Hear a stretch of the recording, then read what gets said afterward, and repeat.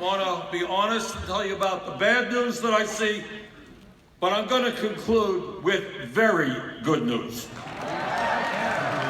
Now, the good news is that together, because of the grassroots efforts of millions of Americans from coast to coast, taking on the entire political establishment, our campaign was able to win 22 states in the Democratic primary, over 13 million votes.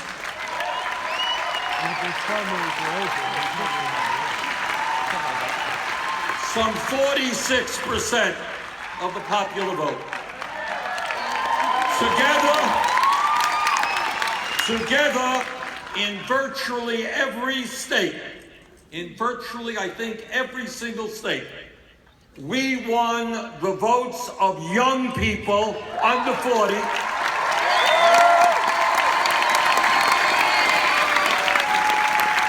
Young people who are black and white and Latino and Asian American and Native American.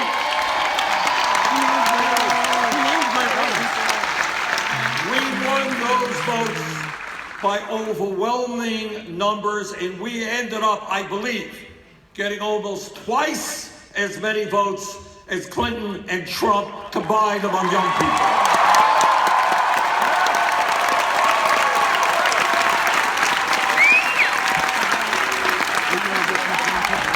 And what that means, and please do not forget this, is that our ideas and our progressive vision, we are the future of this country.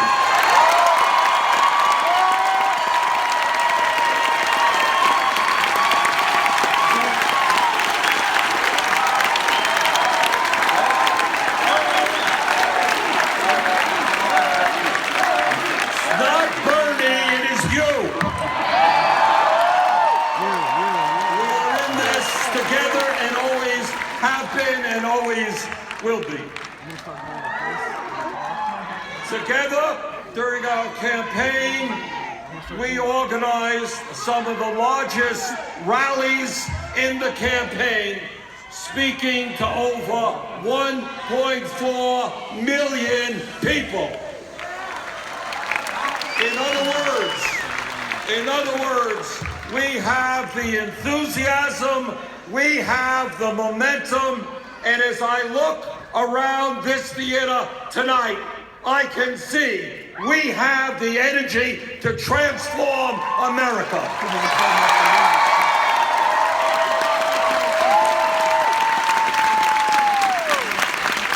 And this is what else we have accomplished. After the campaign, we helped write the most progressive political platform of any party in American history. Together, we transformed campaign finance in this country and showed the world you don't need Wall Street and corporate money to run an effective campaign.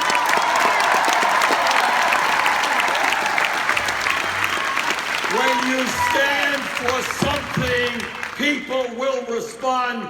We received 2.5 million individual contributions, averaging $27. That's right, $27. But most importantly, we may have lost the election in 2016, but there is no question. There is no question. Hindsight is 2020. There is no question that we have won the battle of ideas.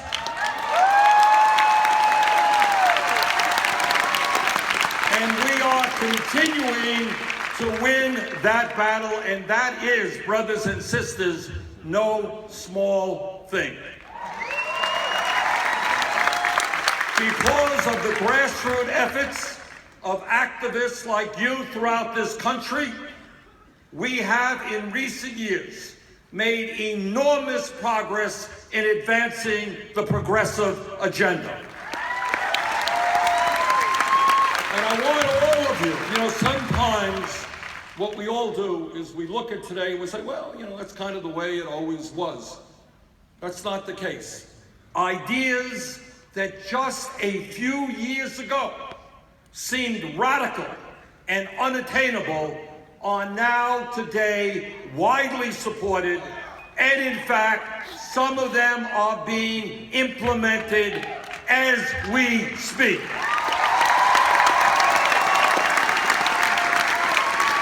I want you to appreciate what together we have accomplished. Don't take this for granted. 5 years ago, not a long time ago, with a federal minimum wage of $7.25 an hour, a starvation wage.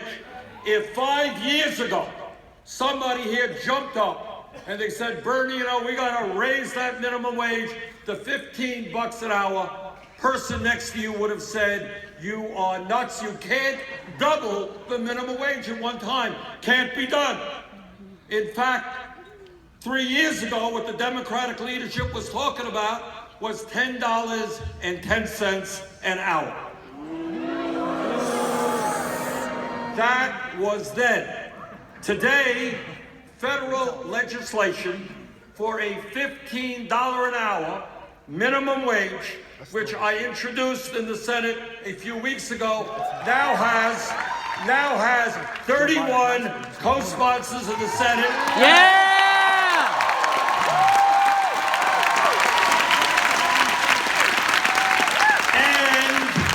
And 155 co-sponsors in the House of Representatives.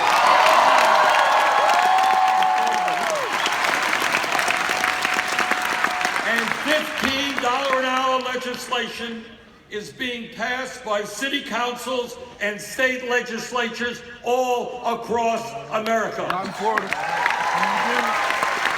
My understanding is that right here in the state of Illinois, a $15 an hour minimum wage bill is on the governor's desk. Governor, sign that bill.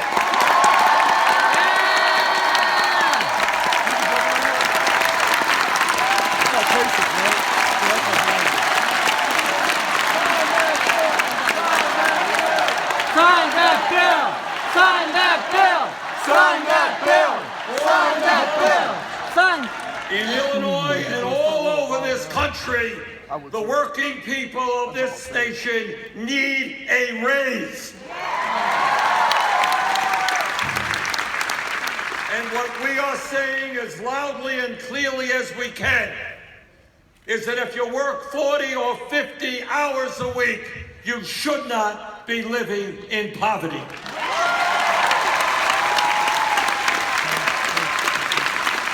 But it's not just the minimum wage and the fight for 15. I want you to think about this. 5 years ago, if we were here, the majority political sentiment in this country among Republicans and many Democrats was that our trade policies were just great. What was the problem with NAFTA and PNTR with China or the TPP? So what? If those trade policies cost us millions of decent jobs and drove us into a downward spiral, a race to the bottom. Our trade policies were great. That was 5 years ago.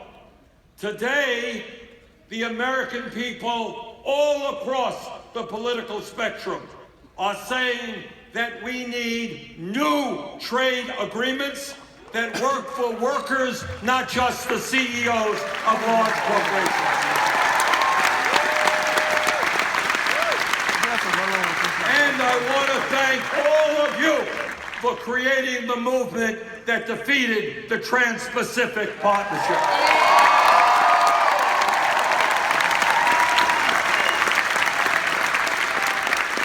But it's not just trade that we've had an impact on. Today, the idea of $1 trillion investment to create up to 15 million jobs, good-paying jobs, by rebuilding our crumbling infrastructure is now widely accepted. Just 3 years ago, not even 5 years ago, 3 years ago, I proposed a $1 trillion investment, got virtually no support, had to cut it in half. But today, all across the political spectrum, people understand that we need to repair our broken bridges, our roads, our water systems, our wastewater plants, our levees, our dams, our airports. We need to build affordable housing.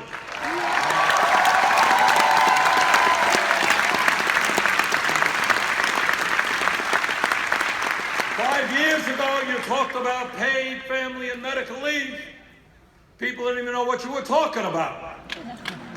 But today, not only is support growing for paid family and medical leave, but the very radical concept that women in the year 2017 should not be paid 79 cents on the dollar, that we need equal pay for equal work, that's also good.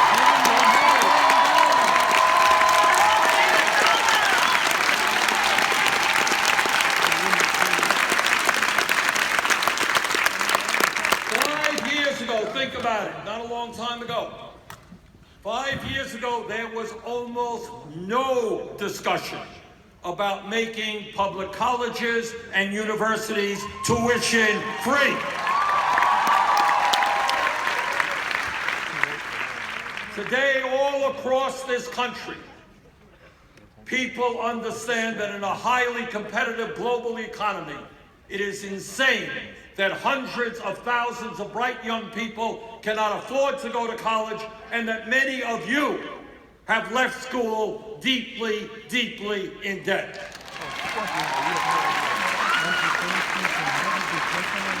And what we are seeing now in states and in communities all over this country, the movement toward making public colleges and universities tuition free. And let me tell you this, because I've introduced the legislation. Next fall, on college campuses all over this country, you're going to see young people stand up and tell the establishment, we're not leaving school for $100,000 in debt.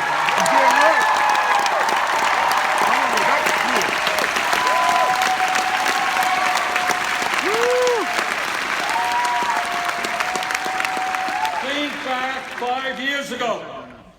There was at that point widespread belief that the Affordable Care Act, so-called Obamacare, was about as far as we could go as a nation in healthcare. That's about it. Passed Obamacare, can't do any more. Today, as you know, that view is radically changing. Nurses, thank you for your help.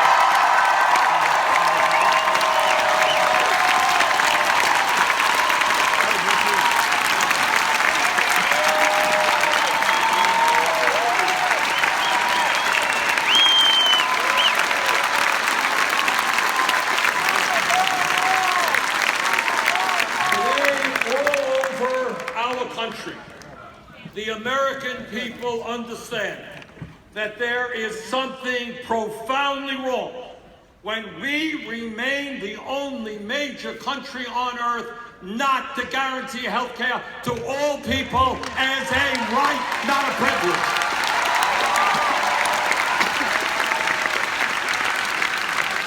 And there is also something profoundly wrong when millions of Americans cannot afford the prescription drugs that their doctors prescribe.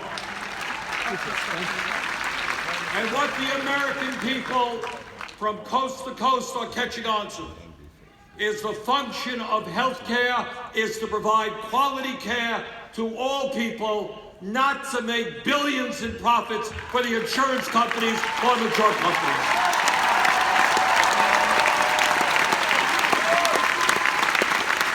And as we sit here tonight, The California State Senate has passed single payer.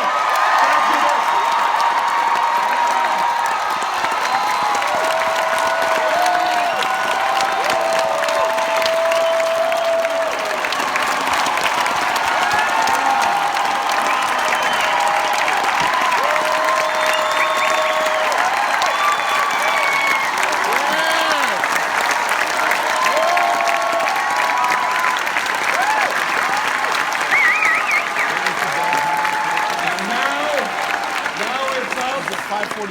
The California House and the governor to do the right thing and help us transform healthcare in this country by leading the way.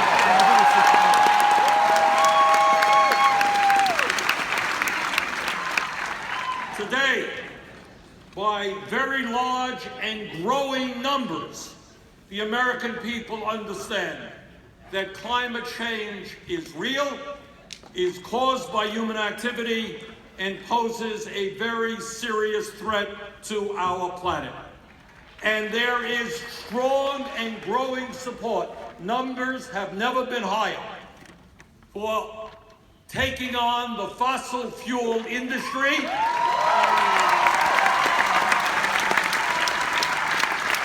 and for moving our energy system to sustainable energy and energy efficiency.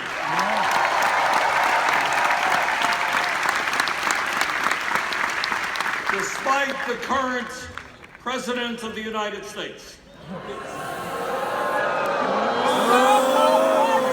know who I am talking to, what I'm talking about. Agent Orange. The American people, whatever Trump may think, or is usually the case, not think.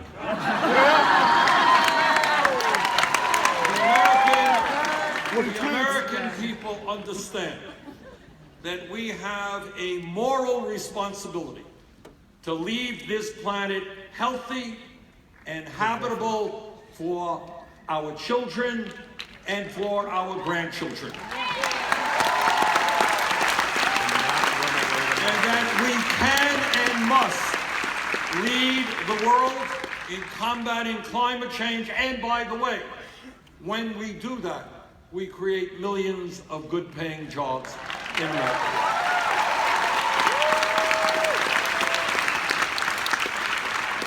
Further, again, by overwhelming numbers, and you have to understand this, by overwhelming numbers, the American people support comprehensive immigration reform and a path toward citizenship. Yeah!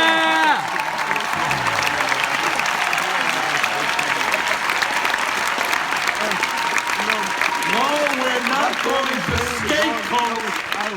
We're not going to scapegoat the undocumented in this country.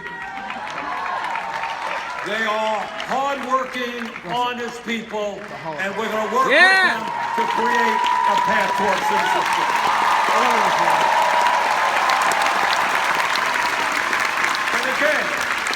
And again, that's not my view, that's not your view. That, in fact, is the view of the overwhelming majority of the American people. Today, again, by overwhelming numbers, the American people understand that our criminal justice system is broken. You damn right, Rick.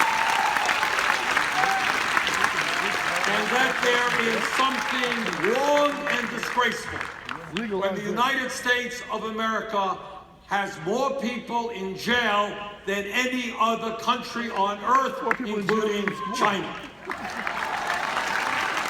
And that there is something profoundly wrong when we understand that the people in jail are disproportionately African American, Latino, and Native American.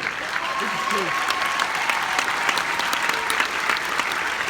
The American people, including a growing number of conservatives, understand that it is absurd, that it is crazy, that we spend over $80 billion a year to lock up over 2 million of our fellow Americans.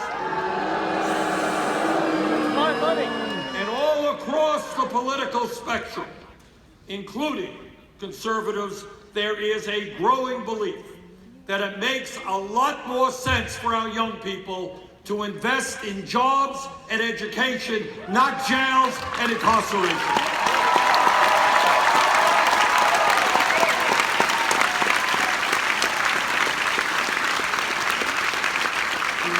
Further, not only are we winning the battle of ideas on almost every major issue facing this country, the vast majority of the American people are on our side. But not only are we winning the battle of ideas, we are seeing more and more progressives becoming involved in the political process, running for office and winning office.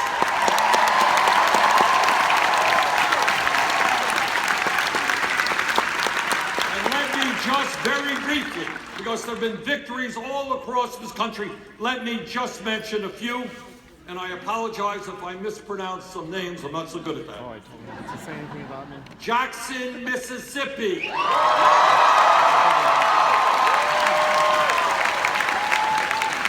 Let me repeat that in case you didn't get it right. Jackson, Mississippi has a new mayor, Mayor Lumumba.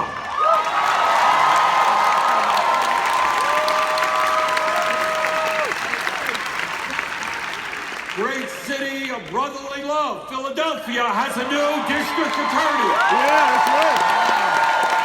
Larry Krasner.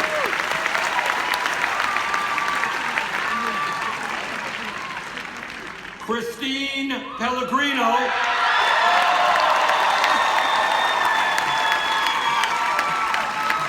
Where is Christine? Okay. Christine won a landslide victory for the New York State Assembly in a district that had overwhelmingly gone for Donald Trump.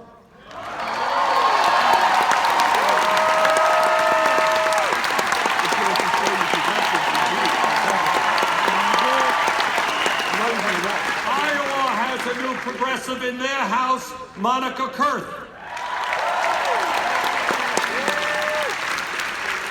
In South Fulton, Georgia, City Council has a new member, Khalid Kamal.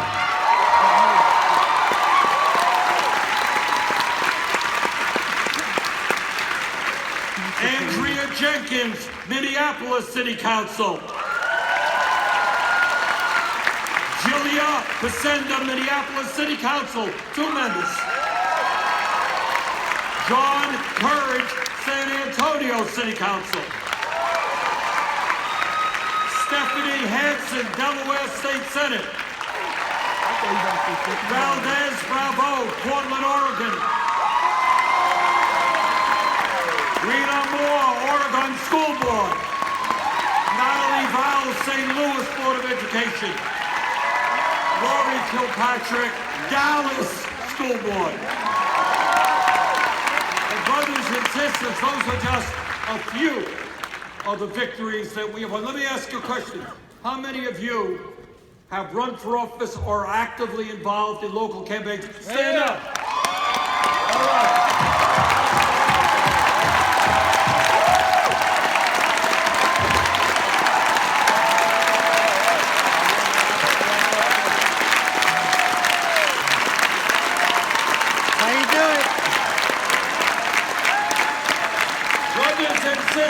This is the political revolution. Yeah! Now, clearly, our progressives have not won in every election they contested. We have lost some tough races in Montana, in Kansas, and in Nebraska.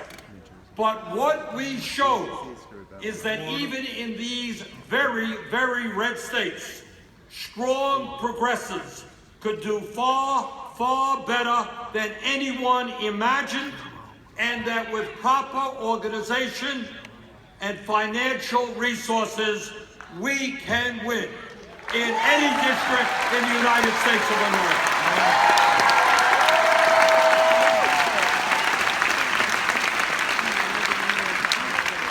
So the point that I want to make, and I hope you all appreciate, is that because of your efforts and the efforts of millions of people all across this country, we are making enormous progress in creating our progressive vision. Now, that's the good news. Let me give you the bad news that you also know. And that is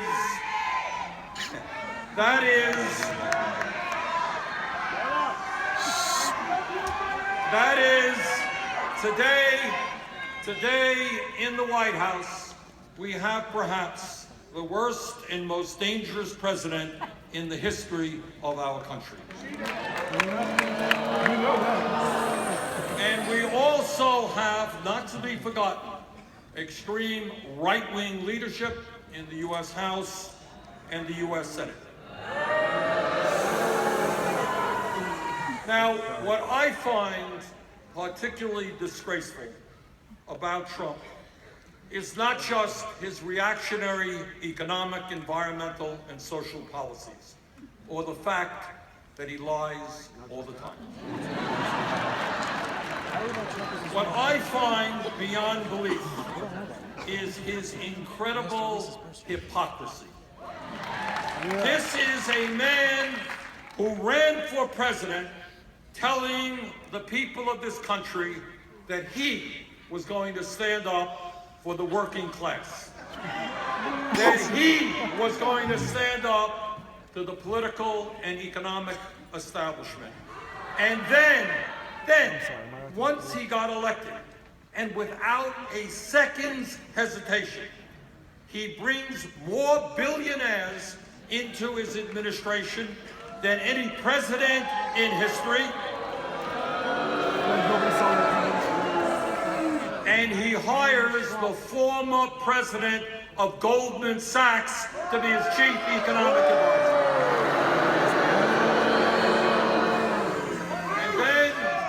And then 4 months within his administration, he pushes some of the most destructive pieces of legislation in the modern history of our country, legislation that will cause intense suffering and pain for millions of working class families. Mr. Trump, do not tell us that you are a friend of the working class when you propose to throw 23 million Americans off of health care.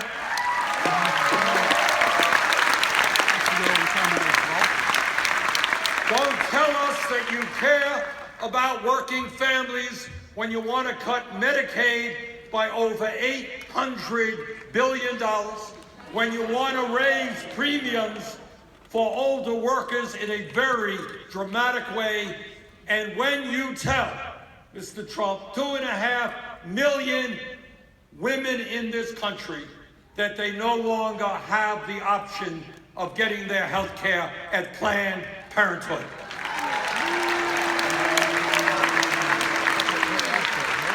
President Trump, spare us the lies and the hypocrisy.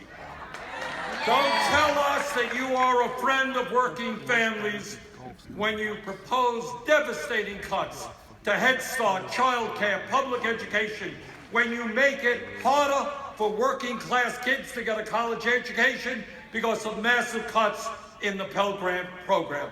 Don't tell us that you support workers when you propose massive cuts in nutrition programs, including the WIC program designed for low-income pregnant women and their newborn babies.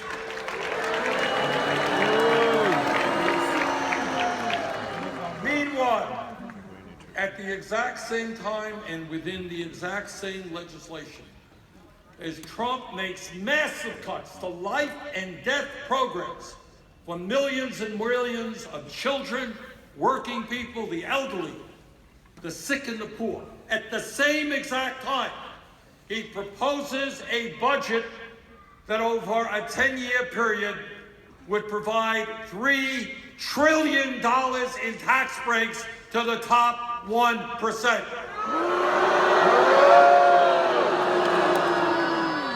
Trump's budget is the most massive transfer of wealth from working people to the billionaire class that we have ever seen in this country. If you can believe it, he wants to repeal the estate tax, which applies only to the top 0.2%. And that means that while children will go hungry, people will die because they don't have access to health care, the Walton family, a family worth $130 billion, could get up to a $52 billion tax break.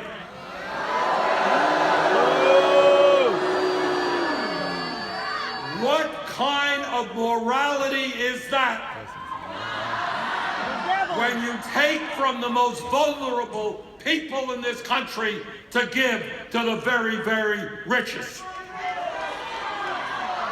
And Mr. Trump, we say to you tonight, you are not going to get away with that absurd set of plans.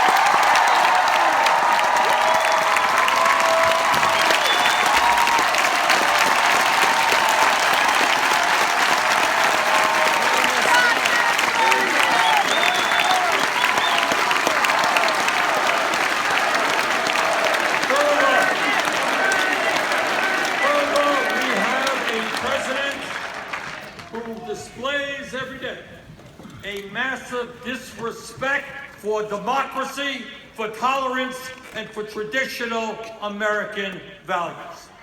His unprecedented attack against the media is nothing less than an effort to intimidate those who would criticize him and to undermine respect for dissent and a free press. His attacks against the judiciary seek to diminish the separation of powers that our Constitution outlined. The degree to which he tells blatant lies is unprecedented for an American president, and his outrageous claim that up to 5 million people in the last election voted illegally is nothing less than an attempt to tell Republican governors all across this country to accelerate their efforts to suppress the vote.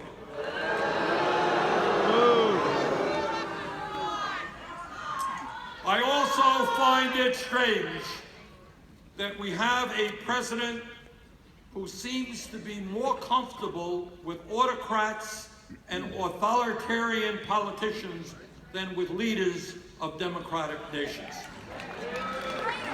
All of us are scratching our heads trying to find out, why is Trump so much enamored with Vladimir Putin, a man who has severely repressed democracy in his own country and spent the last number of years trying to destabilize democracy in countries around the world, including our own. Americans are wondering why Trump seems to have such affection for the leaders of Saudi Arabia, a hereditary monarchy which treats women as third-class citizens and which promotes Wahhabism, a radical and extreme version of Islam that has spread throughout the Muslim world. And lastly, in terms of Trump, he is doing what demagogues have done throughout history.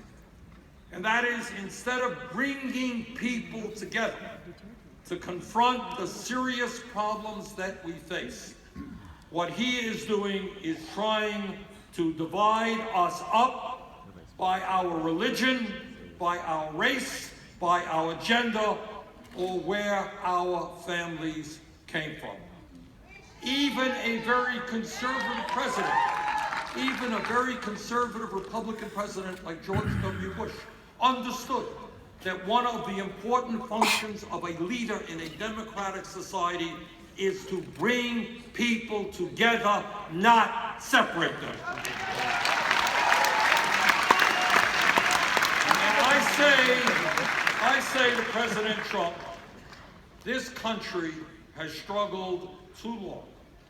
Too many people have fought, too many people have died, too many people have been beaten, too many people have gone to jail in the fights against racism, sexism, xenophobia, and homophobia. Mr. Trump, we are not going backwards, we are going forwards. Yes. Yeah!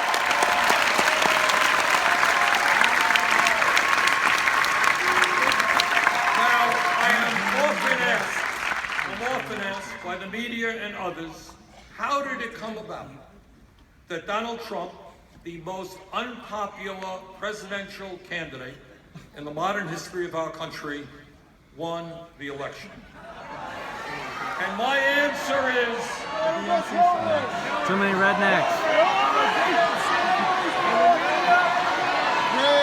My answer is that Trump didn't win the election, the Democratic Party lost.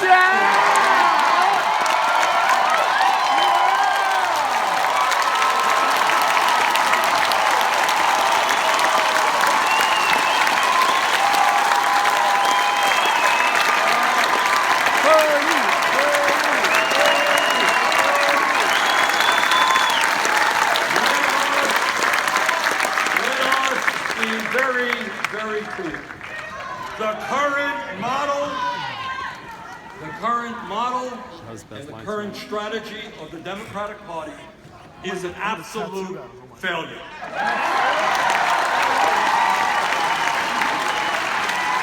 This is not my opinion. This is the facts. You know, we focus a lot on the presidential election, but we also have to understand that Democrats have lost the U.S. House, the U.S. Senate. Republicans now control almost 2/3 of the governor's chairs throughout this country. And over the last 9 years, Democrats have lost almost 1,000 legislative seats in states all across this country. It wasn't the Russians. Today, in almost half of the states in America, Democratic Party has almost no political presence at all. Now, if that's not a failure, if that's not a failed model, I don't know what a failed model is.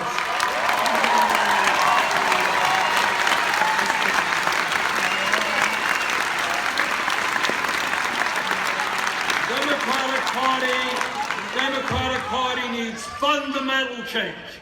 Fundamental change. What it needs is to open up its doors to working people and young people and all people who are prepared to fight for social and economic justice.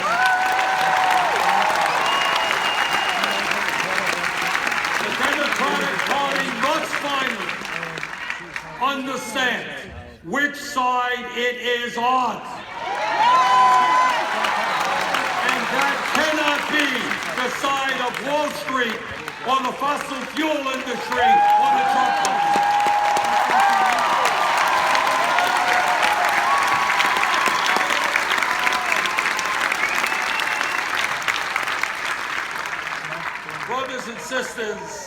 Brothers and sisters, these are difficult times and pivotal moments in American history, and I am more than aware of the political obstacles that we face.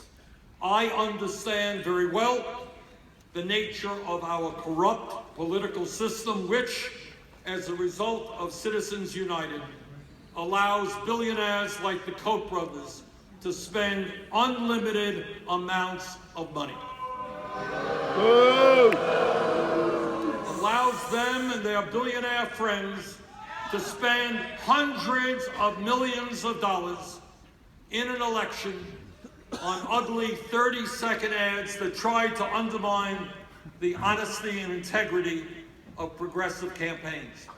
And that's all they can do because they can't stand and defend their position on the issues. We just saw this a few weeks ago in Montana's Rob Christia.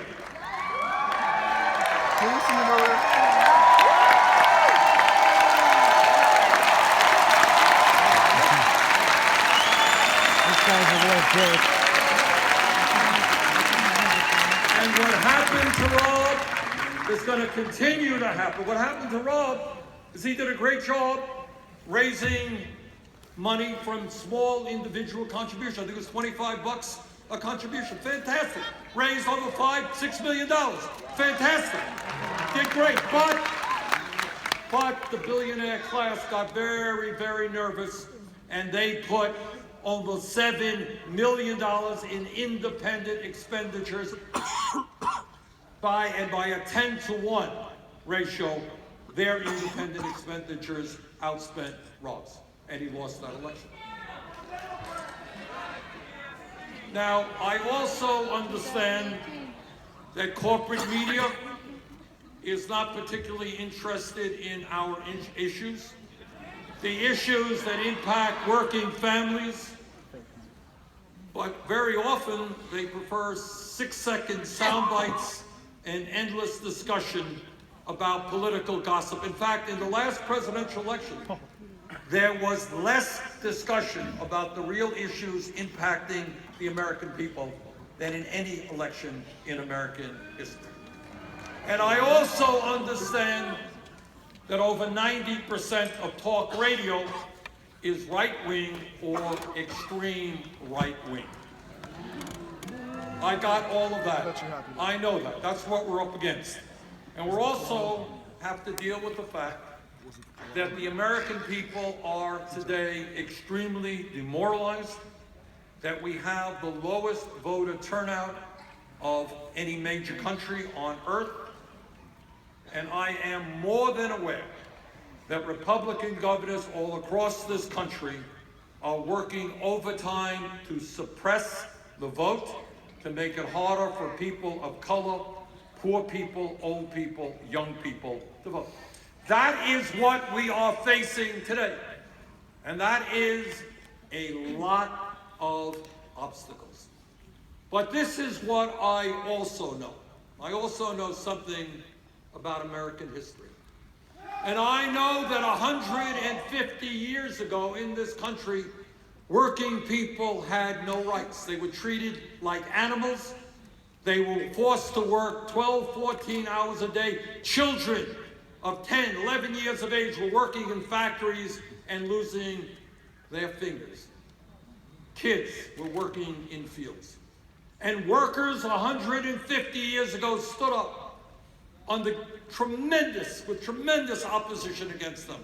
And they said to their bosses, they said, we are not animals, we're not beasts of burden, we are human beings, we're gonna form trade unions.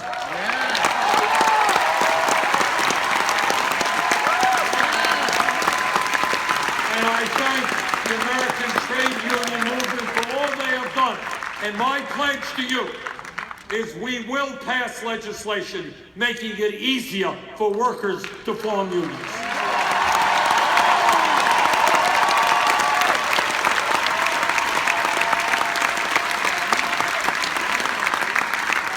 And when we think about American history, we think about 100 years ago, 120 years ago, when African Americans, under the most outrageous conditions, stood up and fought for dignity. And we will never know how many were beaten, how many were lynched, how many were jailed in the fight for basic human dignity.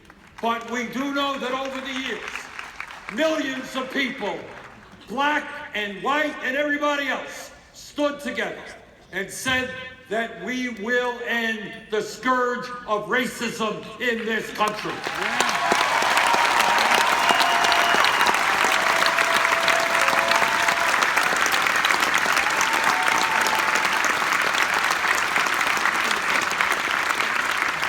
Many of the children don't know this, But 100 years ago today, women in America did not have the right to vote, did not have the right to do the jobs or get the education they wanted to have. 100 years ago, no time at all. But women stood up. They went on hunger strikes. They went to jail. And they said, women in America, and they stood with their male allies. They said, women in America will not continue to be second-class citizens.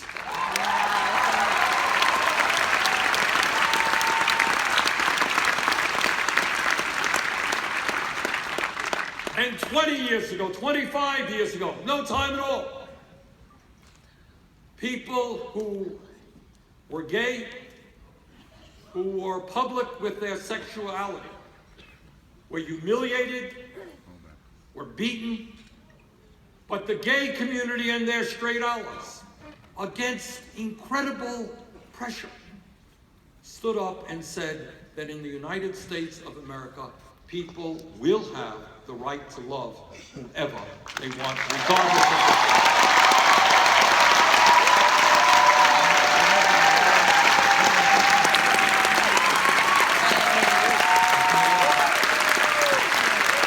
Now, I've given you that brief overview of American history to make this simple point.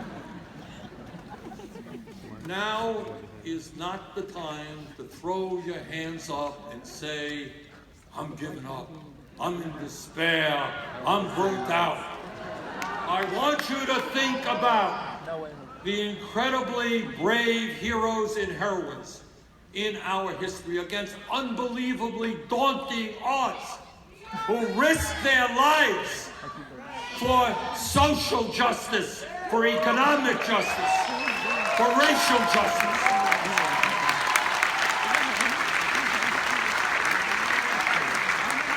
Now, the fight that we are engaged in now is a tough one, no question about it. We are taking on an extremely powerful billionaire class whose greed has destroyed the middle class of this country, whose greed says that it is not enough that the top 1% today owns almost as much wealth as the bottom 90%. Not enough. They want it all. And what we are saying today, we are going to stand up to that greed, to that recklessness, and tell the billionaire class that this nation belongs to all of us. This democracy belongs to all of us.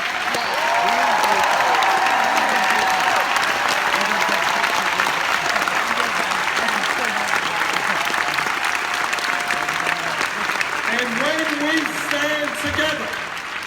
when we stand together and not allow demagogues to divide us up by the color of our skin or the country we came from, or our sexual orientation, or our gender, when we stand together, there is nothing that will stop us. Thank you all very much.